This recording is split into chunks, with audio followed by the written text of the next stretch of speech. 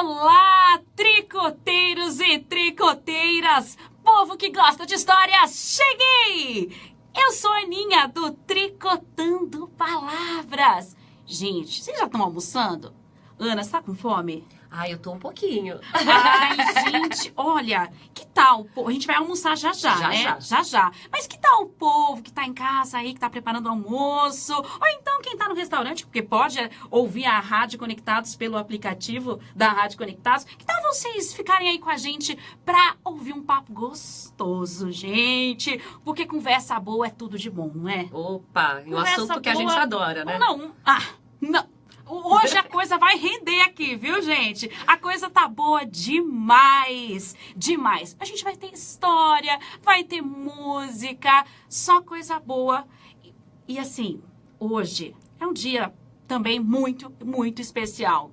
Todos os programas aqui na Rádio Conectados têm sido, assim, especialíssimos, porque sempre tem vindo pessoas maravilhosas aqui para presentear a gente com a presença, com a história que essas pessoas trazem. E eu tô aqui comigo, está aqui comigo Ana Luísa Lacombe.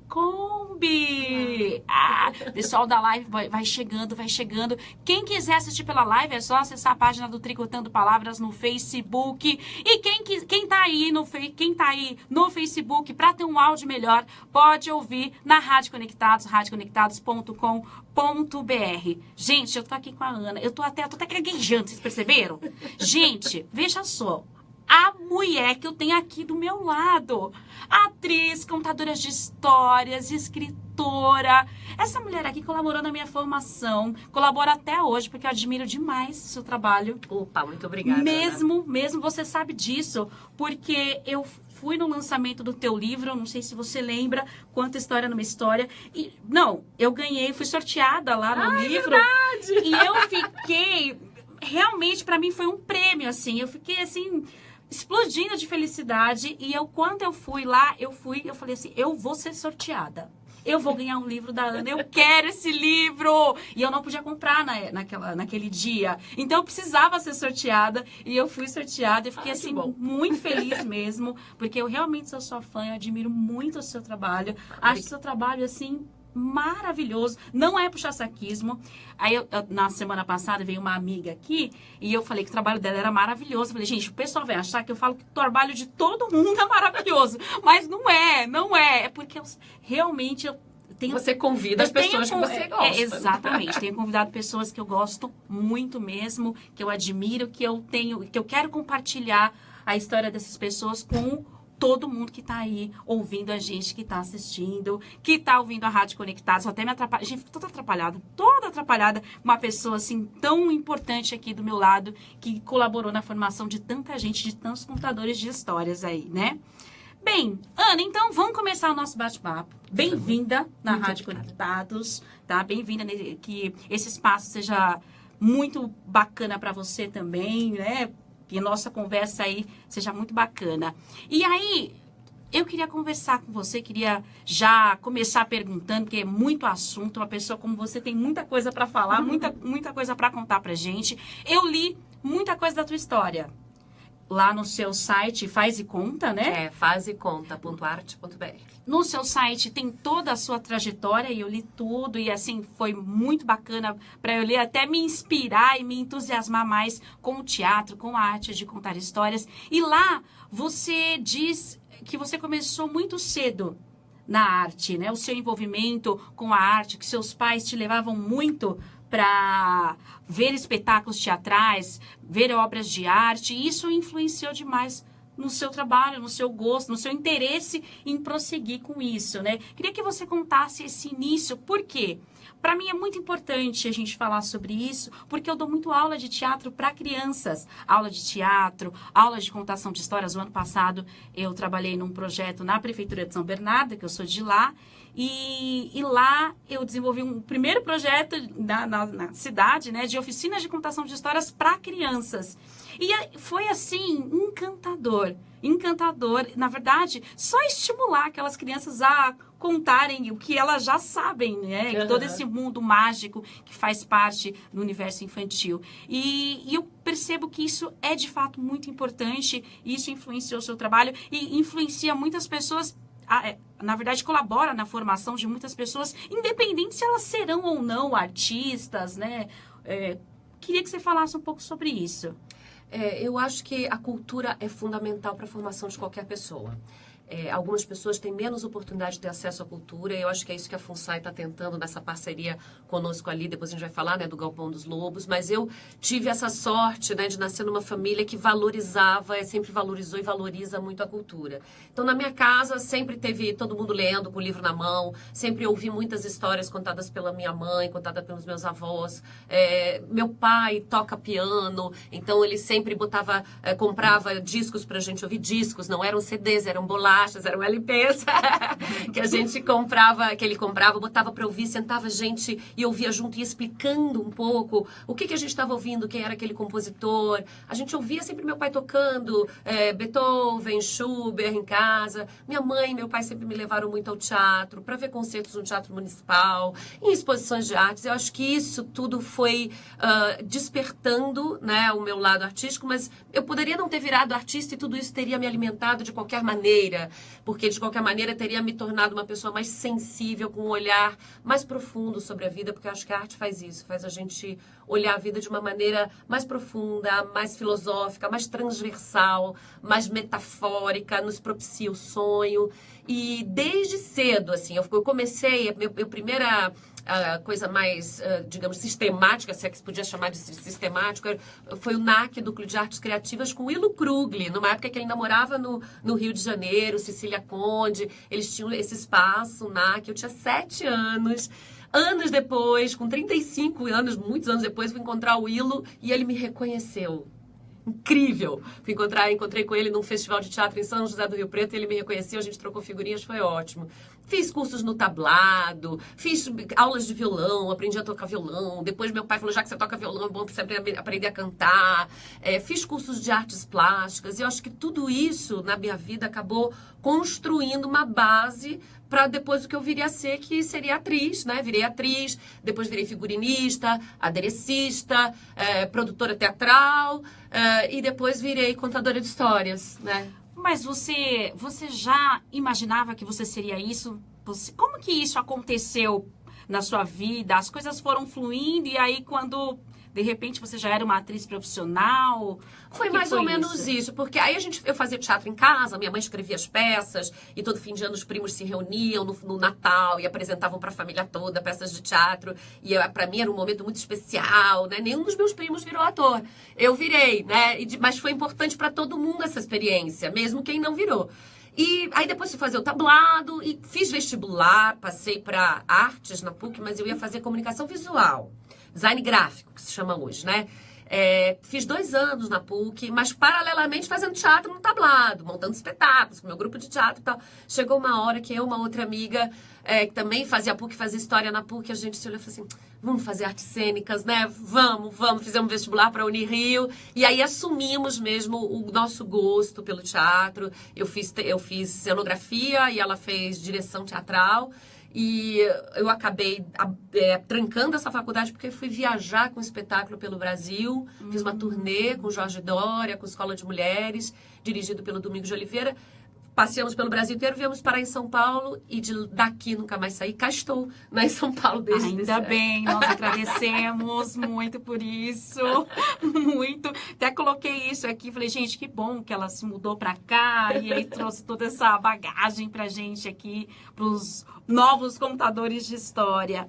E você estava falando como você, como você chegou em São Paulo e tudo mais. E eu queria que você falasse um pouco dessa sua trajetória dentro do teatro, porque foram muitos anos, né, trabalhando como atriz. Mais de 35 anos. Eu comecei no Rio, né, fazendo alguns espetáculos lá, que foram bastante bem-sucedidos.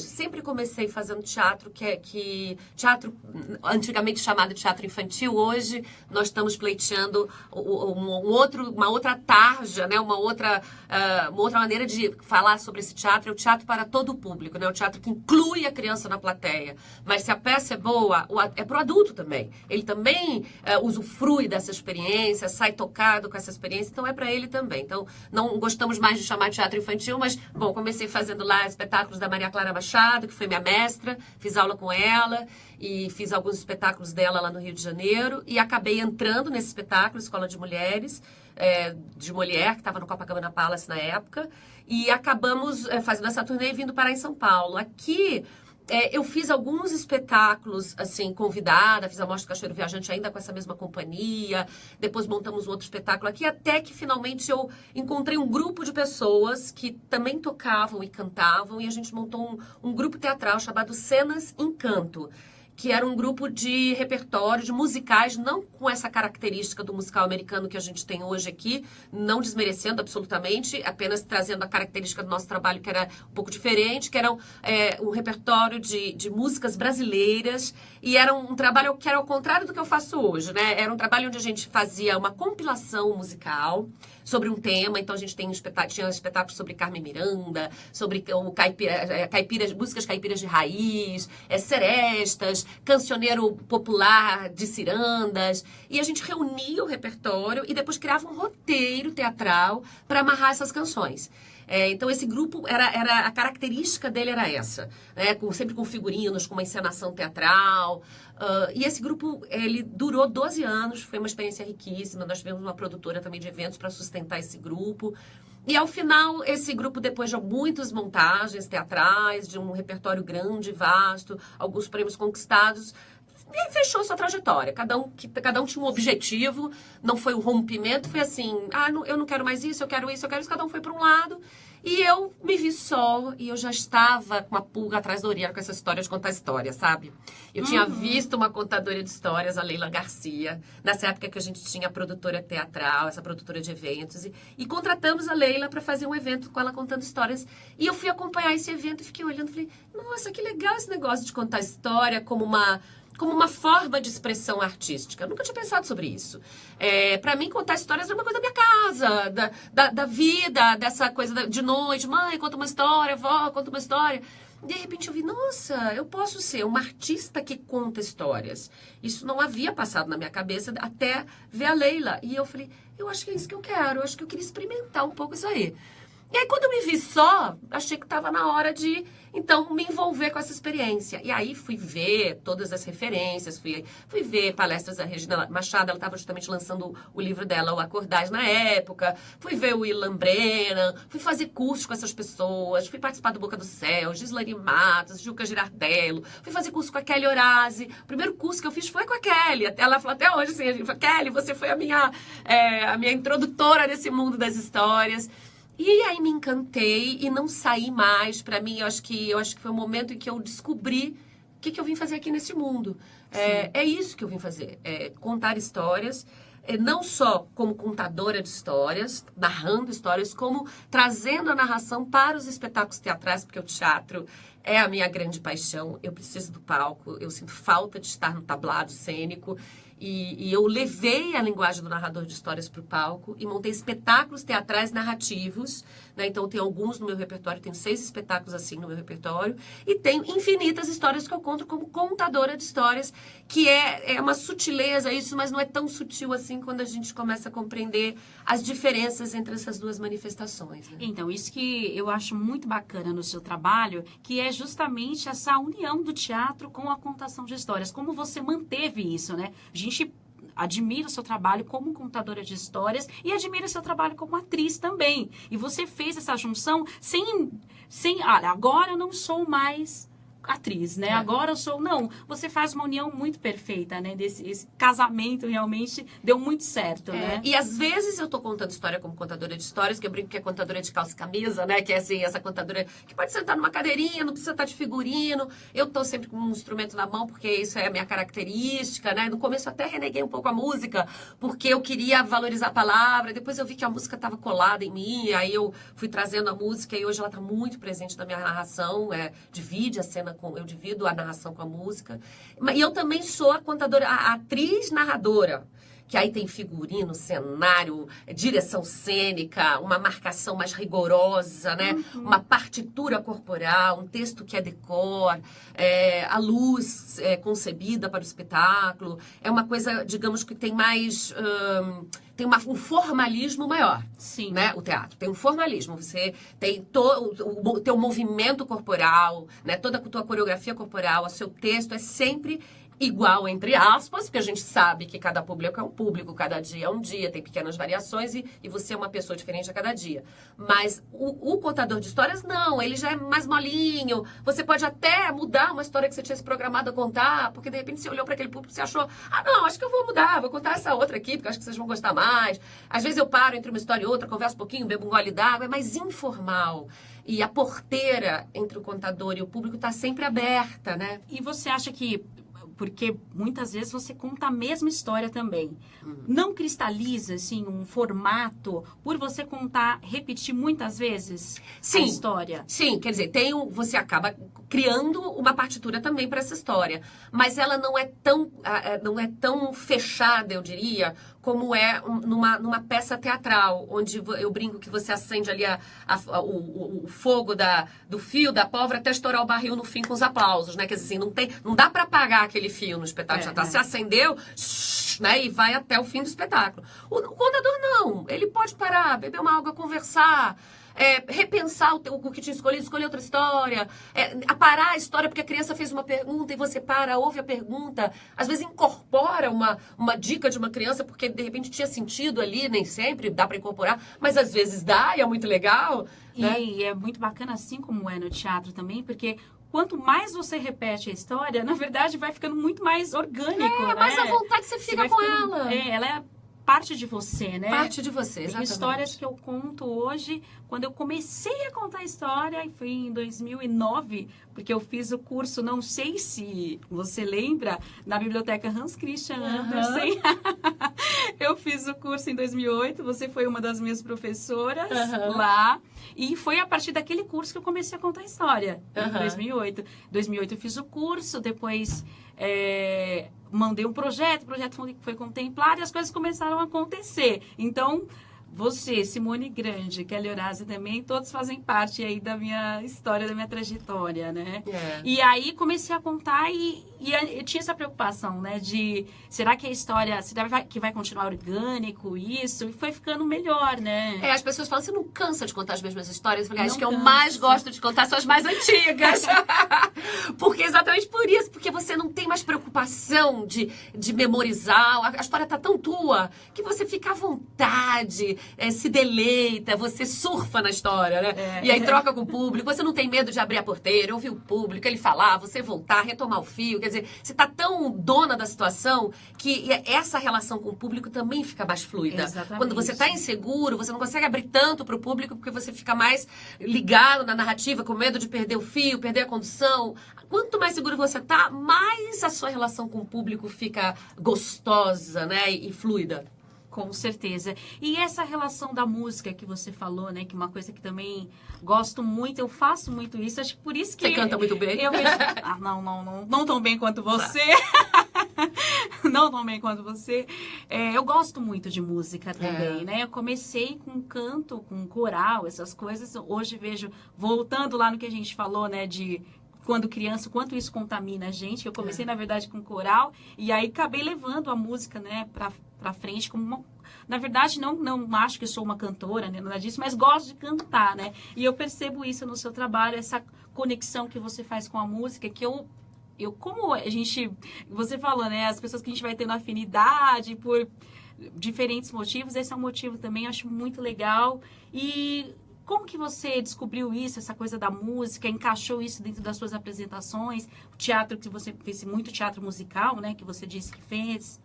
Eu comecei... o meu primeiro espetáculo, que aliás vou apresentar agora neste sábado aqui no Galpão dos Lobos, no festival, o Fábulas de Esopo, vai ser sábado às 19 horas, foi em 2003. Eu comecei a contar a história em 2012 e aí montei esse espetáculo que são Fábulas. Ele tem pouquíssimas canções, assim, pontuando, só fazendo algumas transições, porque é um espetáculo todo rimado, é um texto sofisticadíssimo e eu queria degustar as palavras.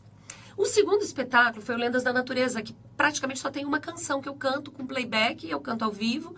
E tem uma trilha riquíssima que o Sérgio Augusto fez, que faz uma paisagem sonora. No terceiro espetáculo já tem 4, 5 canções, né? Já foi botando. E no Grifo, que foi o quarto espetáculo... depois eu montei um show, que é o do CD, que a gente vai ouvir algumas canções aqui no programa. Aí eu montei um show musical um pouco na linha do que eu fazia lá no Cê dos Encantos. Peguei várias canções que eu usava nas minhas narrações, que eu comecei a colocar canções nessas narrações de histórias. E gravei esse CD e montei um show, que aí peguei um roteiro, que era uma das histórias que é contada no CD, todas essas músicas.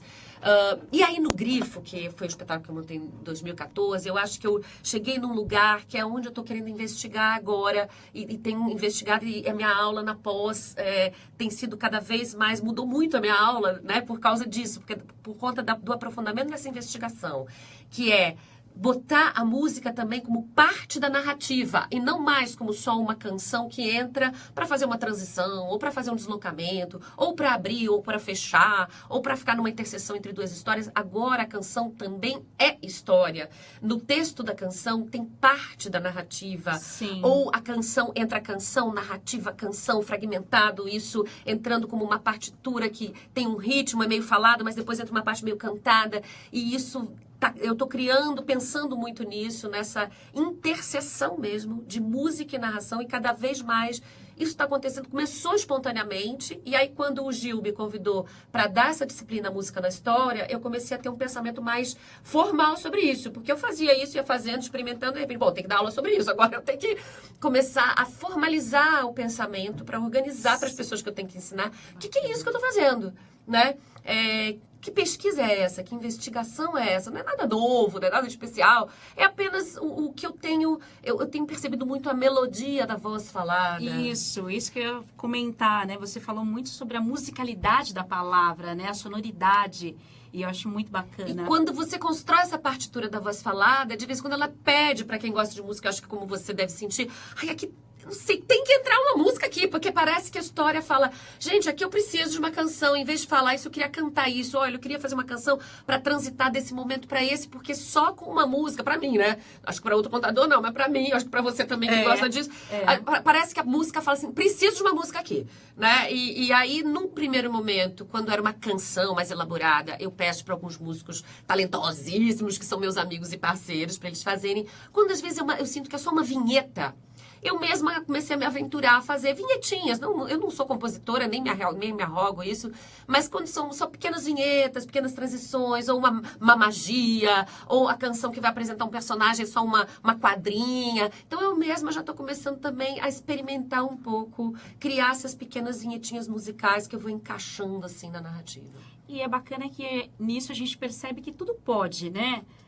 Desde que seja verdadeiro, né? Que seja algo que para você faz total sentido na contação de histórias, tudo pode, né? Tudo pode. Eu estava dando aula ontem na pós, e aí tem muito essa questão que as pessoas perguntam, pode isso, mas eu posso fazer isso, mas eu posso fazer aquilo. Eu falei, em arte, quem é que pode ter o direito de dizer isto pode ou isto não pode? Ninguém tem esse direito de dizer o que pode e o que não pode. O artista... ele faz o que ele quiser. Eu posso gostar ou não gostar, isso já é outra coisa. Mas dizer se pode ou não pode, acho que ninguém tem esse direito. Qualquer um pode fazer o que quiser, né, dentro da arte narrativa, experimentar vários caminhos. E a própria plateia vai te dar esse retorno se o que você está propondo está funcionando ou não.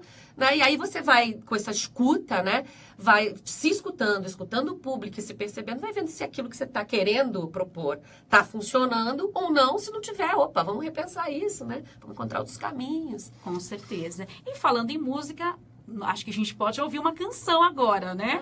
Uma canção do CD da Ana Luísa Lacombe, do CD Faz e Conta. CD Canções do Faz e Conta, a canção Conta o Conto, que é a canção que em geral eu abro minhas narrações de histórias, canção de Jean Garfunkel. Vamos ouvir então? Para vocês ouvirem aí na live, vocês têm que acessar o site da Rádio Conectados, radioconectados.com.br. Vamos ouvir.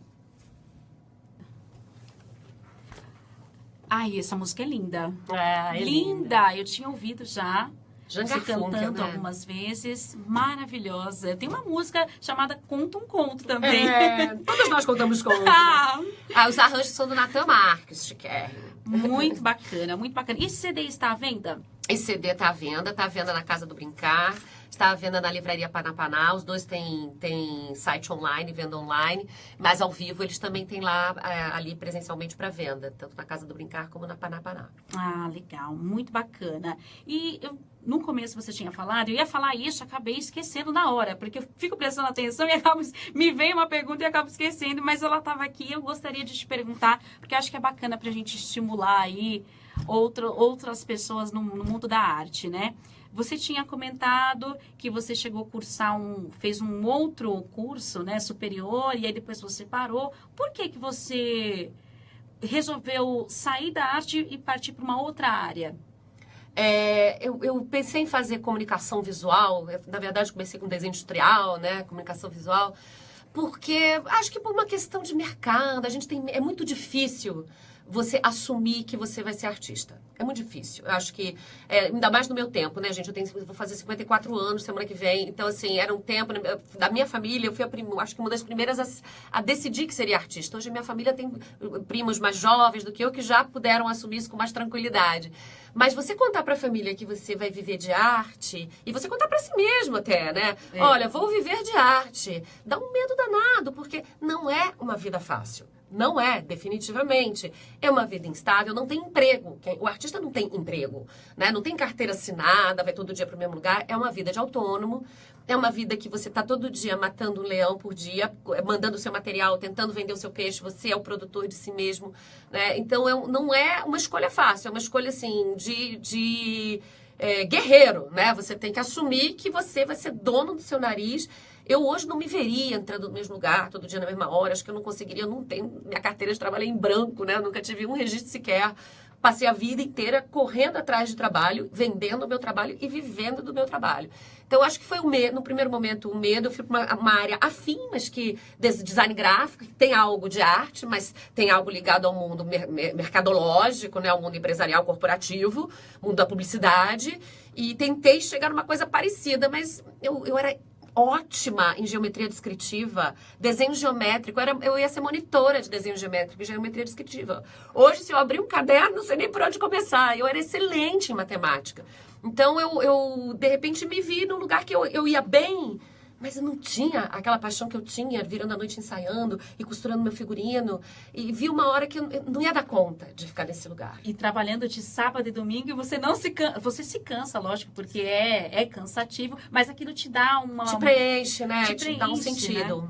Eu sei o que é isso, porque eu fiz outro curso também, eu fiz radialismo. Hoje estou usando aqui, né, na rádio, mas foi um pouco por esse medo também de assumir, né, o teatro como profissão, a arte como profissão, e aí não dá certo, e aí como que faz, como que vai pagar as contas, e isso é muito atual ainda, viu? Você falou que foi na sua época, mas hoje muita gente passa por isso. Até porque hoje, é uma coisa muito legal, né, o lado dos bons e ruins das coisas, tem faculdades de teatro que vão despejando no mercado, hordas de atores, que a gente não tinha no nosso tempo, tinham poucos cursos, então tinham menos atores concorrendo pro menos trabalho também. Hoje tem mais trabalho, mas tem muito mais gente no mercado, né? Então, hoje a disputa é muito grande, por um lugarzinho ao sol, né? E, ao mesmo tempo, as pessoas têm hoje tem mais formação, mais gente formada em nível superior, né?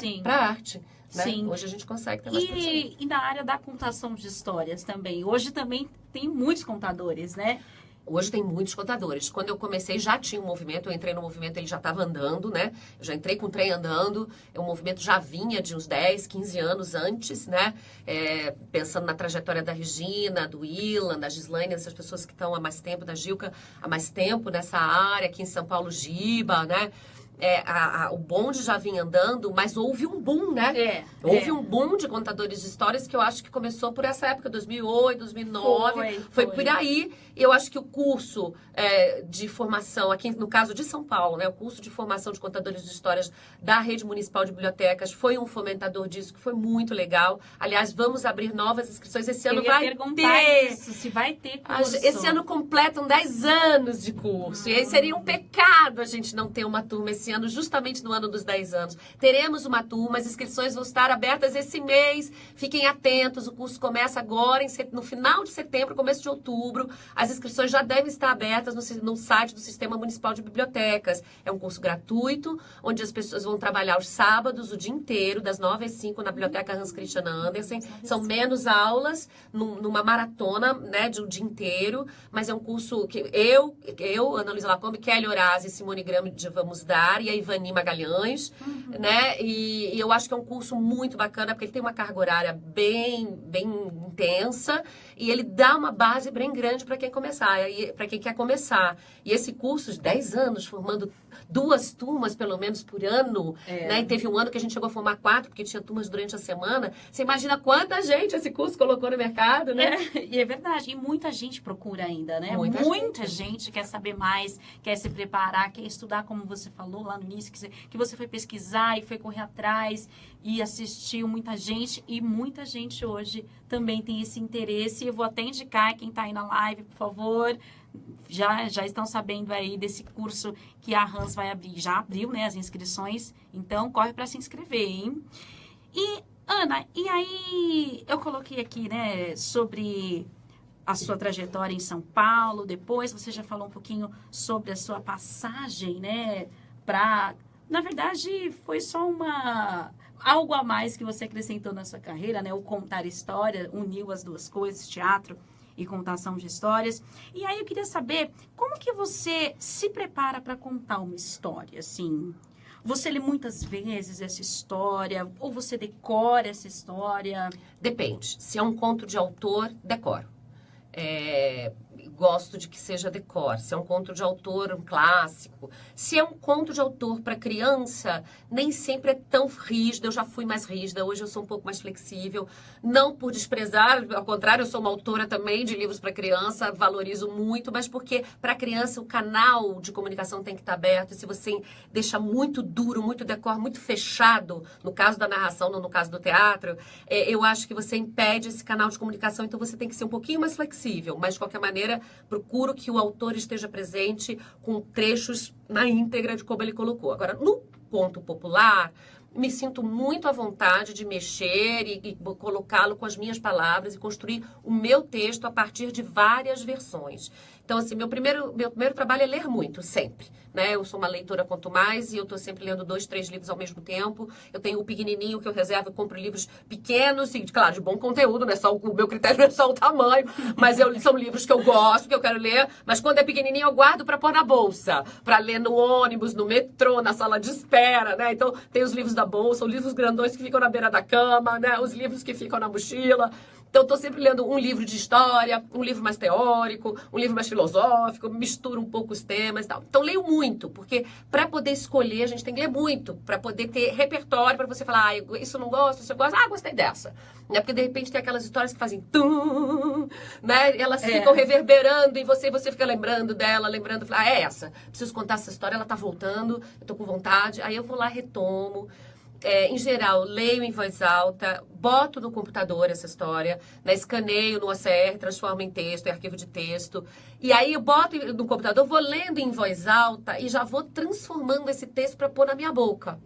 Não para simplificar, porque eu gosto de palavras também inusitadas, palavras pouco usadas, eu gosto desse texto, gosto de uma boa construção, né? Mas não é literatura, é oralidade. Tem uma diferença entre o texto que é para ser lido, escrito, e o texto que é para ser falado. E o texto que é para ser falado, às vezes você tem que mudar um pouco a ordem das coisas, porque às vezes tem uma referência de uma coisa que você já falou, que ele repete lá na frente, ou que ele dá uma outra informação que talvez às vezes seja melhor colocar junto, para poder ficar mais claro para quem está ouvindo, que vai ouvir uma vez só e não vai poder voltar no texto lá para conferir, né? A pessoa ouviu, já foi, já andou. Então eu tenho esse trabalho de organizar esse texto para pôr na minha boca. Depois que eu organizei esse texto para pôr na minha boca, aí eu faço o trabalho de divisão por unidades de ação. Eu acho que a gente chegou a falar disso, não sei. Fizemos. Divisão por unidades de ação, que eu divido o texto em blocos, né? Das etapas da narrativa para entender, assim, eu brinco que é a estrada de tijolinhos amarelos, né? Da Dorothy, que assim, um tijolinho depois do outro, né? Que tijolinho vem antes do outro, entender o percurso do personagem, entender a curva. Depois que eu entendi a história, procurei extrair as camadas, os símbolos, símbolos, o que as coisas querem dizer, entendi o que esse personagem quer, o que essa história está falando. É uma coisa que eu percebo muito, às vezes, contadores de histórias, até profissionais, que você vê que a pessoa está contando história, mas ela não sabe sobre o que essa história está falando. Já vi gente contar a história de 3 porquinhos e não saber sobre o que está falando. Fica na correria, no medo, mas assim, sobre o que estamos falando? Estamos falando sobre crescimento, estamos falando sobre amadurecimento, temos que entender, né? Que essa história está nos fazendo refletir. Então, isso é ponto 1. Né? Não vou esgotar nunca as possibilidades de interpretação dessa história, mas o que ali no primeiro momento me parece que essa história está falando? Trabalho, faço essas unidades de ação, leio em voz alta muitas vezes e vou construindo a tal da partitura vocal, essa musicalidade da voz, e colocando ela na minha boca, faço um roteirinho, começo a contar de boca, em voz alta, sem ler mais, até perceber quando esse texto fluiu, quando as palavras estão vindo com tranquilidade, quando eu não tenho que ficar pensando, quando esse texto ganhou uma qualidade, porque no primeiro momento a gente, pelo fato de não estar decor, que eu faço questão que não seja decor o conto popular, faço questão que ele seja um fixa-solto, né? Uma coisa que tem uma estrutura fixa, tem lá o esqueleto, tem algo que ancora, que se repete, frases às vezes que se repete na íntegra, mas tem uma parte que é solta ali, que é na hora que você está fazendo, você cada hora faz de um jeito, eu faço questão que seja assim, porque eu acho que isso é a característica do conto popular. Ele está vivo ali naquela hora que você está contando, e você está vivo ali e aquilo, e aparecem ideias. E aí, se eu gosto de uma ideia, por exemplo, de uma apresentação que eu fiz e me ocorre uma piada, ou me ocorre uma coisa que naquele momento, no estado de alerta, apareceu, eu anoto para poder guardar isso e repetir depois, né? Sim. Isso deu certo, opa, isso vai ser incorporado, né? E a história, na verdade, ela nunca acaba esse processo, né? É uma grande construção. É engraçado porque estou num momento em que... Depois, se eu só terminar isso, né? Depois que eu construo essa partitura, aí é que eu vou ver se eu ponho música, aí é que eu vou ver se eu ponho mais alguma coisa. Mas eu primeiro preciso saber contar essa história, sem nenhum outro recurso que não seja a própria história, né? Aí, depois que ela tá fluindo, que ela tá legal, que tá tudo dominado, aí eu penso, bom, agora eu posso colocar mais algum elemento para dar uma cor, para dar uma cadência, para fazer uma ilustração de um objeto, alguma coisa. Aí eu penso sobre isso. Mas primeiro... garra amor pela história e ganha ela para você. Eu estou numa fase engraçada que eu estou retomando 2 espetáculos, um de 2006 e outro de 2008, Lendas da Natureza e o Conto do Reino Distante, espetáculos teatrais, que eu revisitei esses espetáculos e eu mudei totalmente. Totalmente o Lendas um pouco menos, mas... mudei um pouco algumas coisas do texto, encaixei uma história no meio, mudei um pouco a encenação, porque do jeito que era já não era mais o que eu sou hoje. Ele fez parte de uma época, né? E hoje aquilo já não me representava mais. O Fábulas de Esopo foi antes do Lendas, mas do jeito que ele ainda me representa. Ele ainda é assim.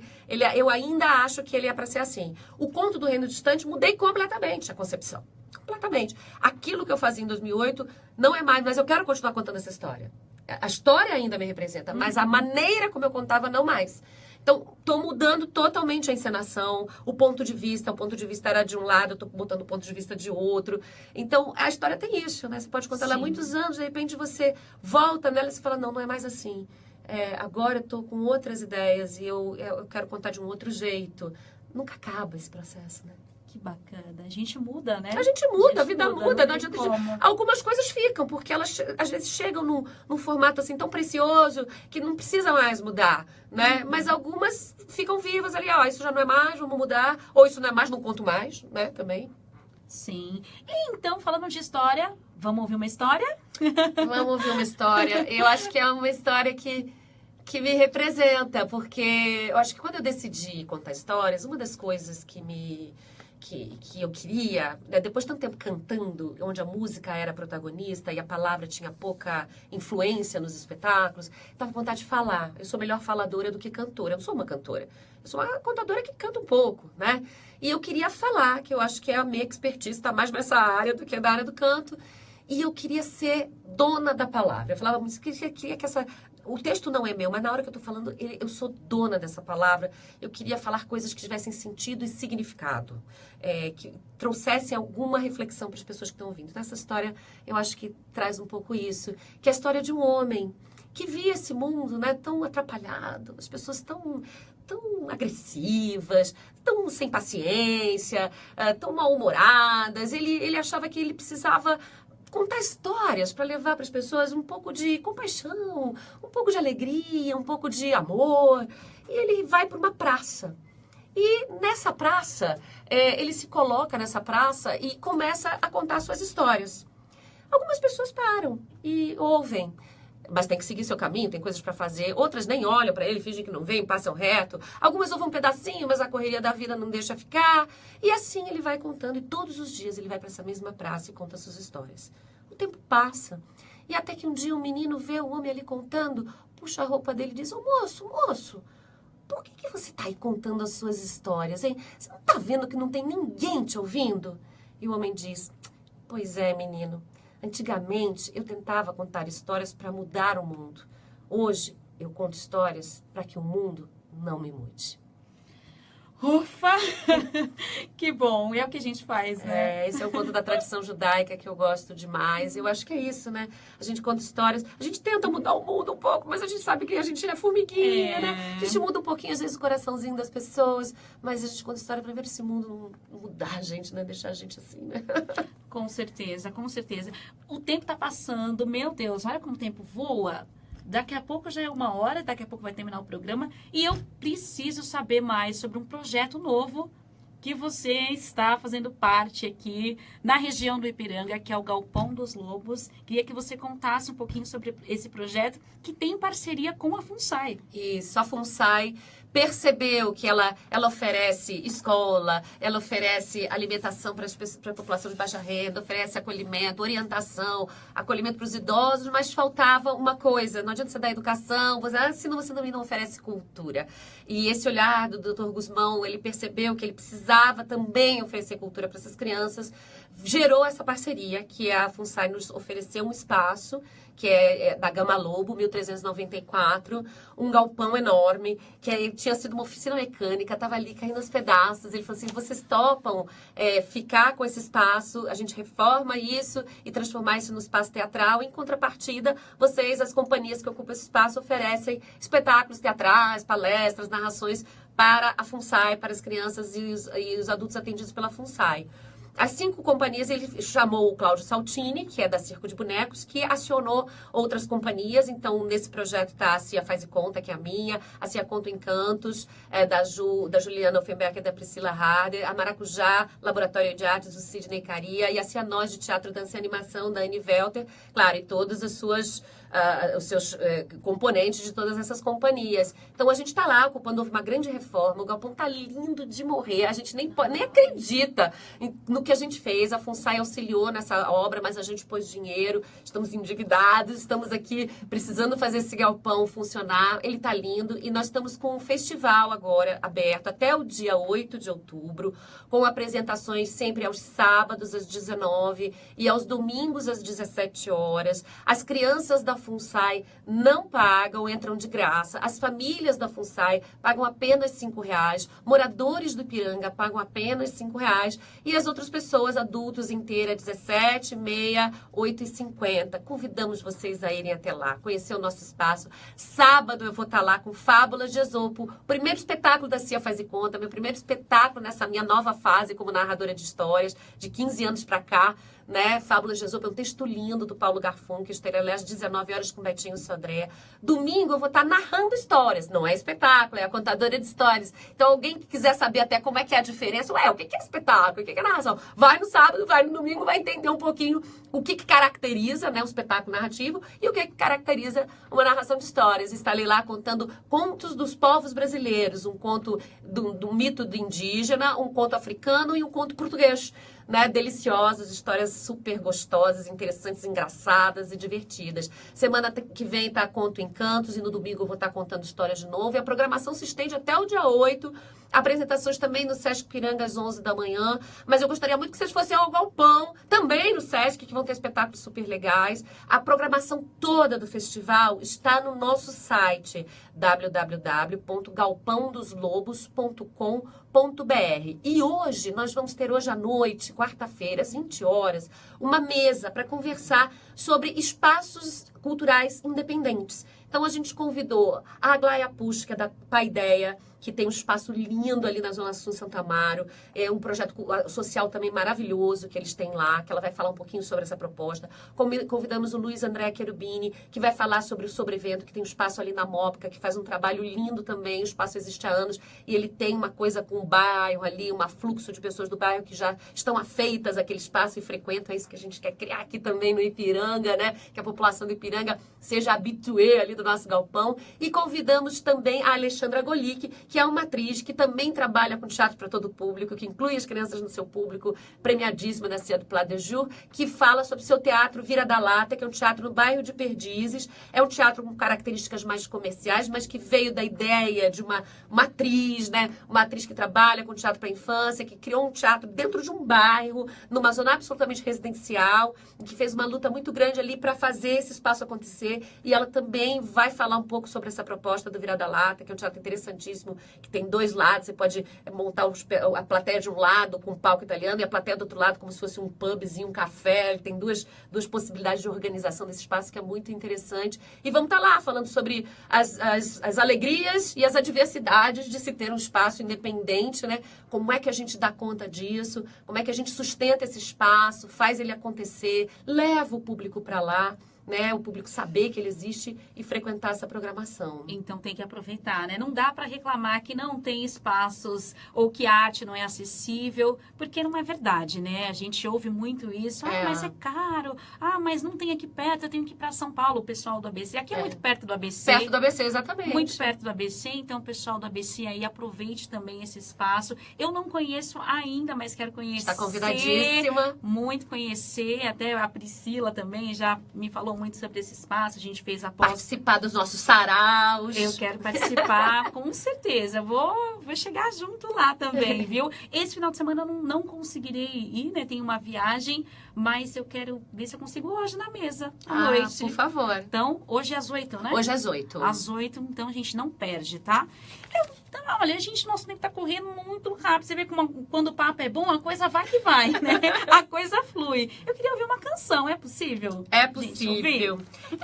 Eu vou cantar uma canção que fala sobre a minha bisavó. Minha mãe escreveu um texto sobre ela. Minha bisavó contava contos de Grimm para minha mãe e minha mãe contou para mim. Eu não conhecia essa bisavó, a Bisanita.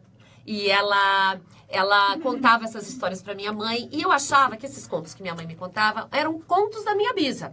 Quando eu virei, eu não conhecia ela, mas minha mãe falava muito dela, né? E eu sabia muitas histórias, que ela fazia aniversário de boneca, que ela levava os netos pro circo. E quando eu comecei a virar contadora de histórias, eu fui ler Os Irmãos Grimm e falei, nossa, os contos da Bisanita não eram dela, eram dos Irmãos Grimm. E essa canção, o Jean Garfunkel fez a partir de uma cartinha que a minha mãe escreveu contando sobre essa bisavó. E ela hoje faz parte do meu espetáculo As Três Penas do Rabo do Grifo. Minha avó contava histórias, tinha muitas na memória, sabia todas de cor. Aprendeu com a avó dela, que era muito tagarela, tal qual ela me contou. E era assim tão divertido como abrir um livro antigo, onde tudo era uma vez.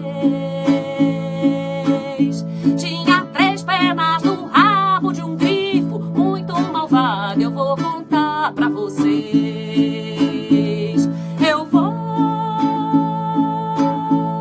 contar a tataravó e contava histórias de cor.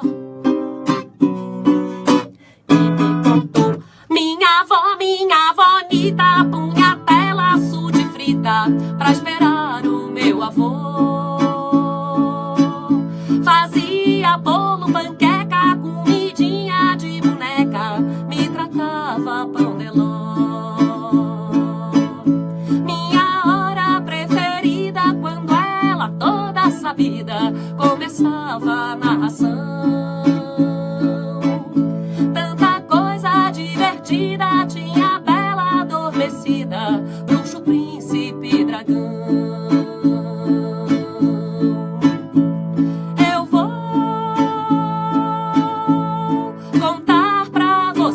Uma história que a minha avó